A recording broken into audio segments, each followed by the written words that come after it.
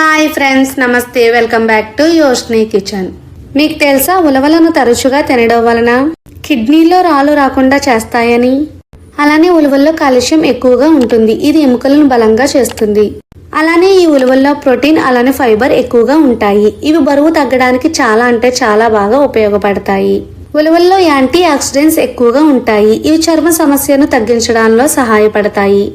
నేనైతే ఈ రోజు ఉలవలతో మంచి టేస్టీగా హై ప్రోటీన్ లడ్డూని ఏ విధంగా ప్రిపేర్ చేసుకోవాలో చూపించబోతున్నానండి. ఈ ఉలవల లడ్డు చాలా అంటే చాలా టేస్టీగా ఉంటుందండి. మరి లేట్ చేయకుండా ఈ ఉలవలతో లడ్డూని ఏ విధంగా ప్రిపేర్ చేసుకోవాలో చూసేద్దాం. ఇప్పుడు స్టవ్ ఆన్ చేసుకుని ప్యాన్లోనికి 1 కప్పు వరకు ఉలవలను వేసుకోవాలి. ఉలవల్లో 2 రకాలు ఉంటాయండి. ఒకటి తెల్ల ఉలవలు, రెండోది వచ్చేసి ఎర్రగా ఉండే ఉలవలు. ఇక్కడ నేను యూజ్ చేసే ఉలవలైతే తెల్లటి ఉలవలండి. వీటిని వేసుకున్న తర్వాత మంటను మీడియం ఫ్లేమ్ లో అడ్జస్ట్ చేసుకొని ఈ ఉలవల్లో పచ్చదనం అంతా పోయి తోరగా వేగేంత వరకు వేపుకోవాలి. ఈ విధంగా వేగడానికి మనకు 10 నిమిషాల టైం అనేది పడుతుందండి. ఈ ఉలవలు మనకు దోరగా వేగాయి అని ఎలా తెలుస్తుందంటే, ఇవి వేగేటప్పుడే మనకు మంచి స్మెల్ అనేది వస్తుందండి. అలానే 2 ఉలవలను నోట్లో వేసుకుని చూస్తే పతక్కమని పగలాలి. ఇలా పగలాయి అంటే మనకి పర్ఫెక్ట్ గా వేగినట్లండి ఈ ఉలవలు. ఈ విధంగా వేగిన తర్వాత వీటిని ఒక ప్లేట్ లో వేసుకుని పక్కన పెట్టుకుని వీటిని పూర్తిగా చల్లారనివ్వాలి. ఇప్పుడు ఇదే బౌల్ ని స్టవ్ మీద ఉంచుకొని ఇందులో 1 కప్పు వరకు తెల్ల నువ్వులను వేసుకోవాలి. ఇప్పుడు మంటను మీడియం ఫ్లేమ్ లో అడ్జస్ట్ చేసుకొని ఈ నువ్వుల్లో ఉన్నంత పచ్చదనం అంతా పోయి ఇవి చిటపటమనేంత వరకు వేపుకోవాలి. ఈ విధంగా వేగిన తర్వాత వీటిని మరొక ప్లేట్ లోకి వేసుకుని వీటిని కూడా పూర్తిగా చల్లారేంత వరకు పక్కన పెట్టుకోవాలి. ఇప్పుడు ఇదే బౌల్లో 1/2 కప్పు వరకు వెండి కొబ్బరి ముక్కలను వేసుకోవాలి. ఈ ఎండు కొబ్బరికి బ్యాక్ సైడ్ ఉన్నంత బ్రౌన్ పార్ట్ మొత్తాన్ని కూడా తీసేసుకొని వీటిని మీడియం సైజులో కట్ చేసుకొని వేసుకోవాలి. ఇప్పుడు ఈ విధంగా కొబ్బరి ముక్కలను వేసుకున్న తర్వాత ఇందులో ఉన్న పచ్చదనం అంతా పోయేంత వరకు 2 నిమిషాల పాటు వేపుకోవాలి. ఈ విధంగా వెండి కొబ్బరి ముక్కలను వేగిన తర్వాత ఇప్పుడు వీటిని మనం ముందుగా వేపుకున్న నువ్వుల ప్లేట్లోకి వేసుకోవాలి.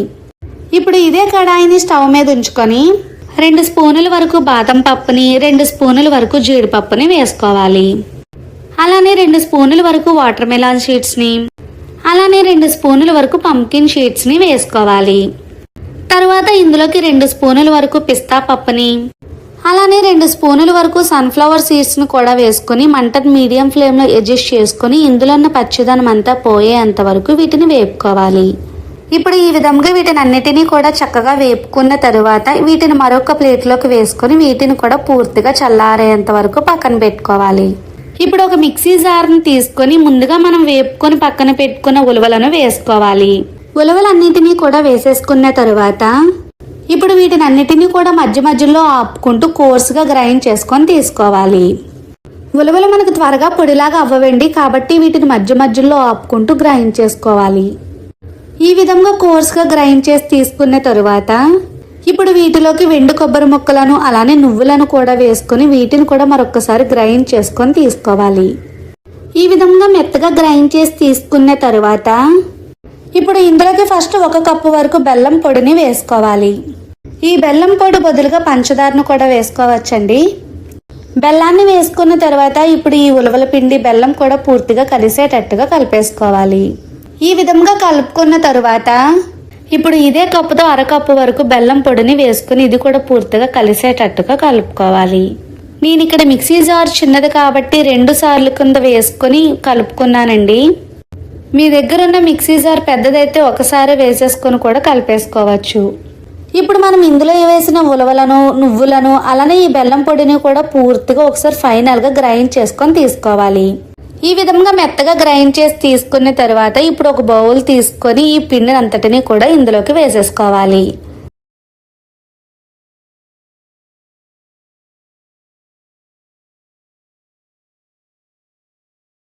ఇప్పుడు ఈ బౌల్ని పక్కన పెట్టుకొని ఒక మిక్సీ జార్ని తీసుకొని ఇప్పుడు ఇందులోకి మనం ముందుగా వేపుకున్న డ్రై నట్స్ మొత్తాన్ని కూడా వేసేసుకొని వీటిని మరీ మెత్తగా కాకుండా కొంచెం పలుకునేటట్టుగా గ్రైండ్ చేసుకొని తీసుకోవాలి.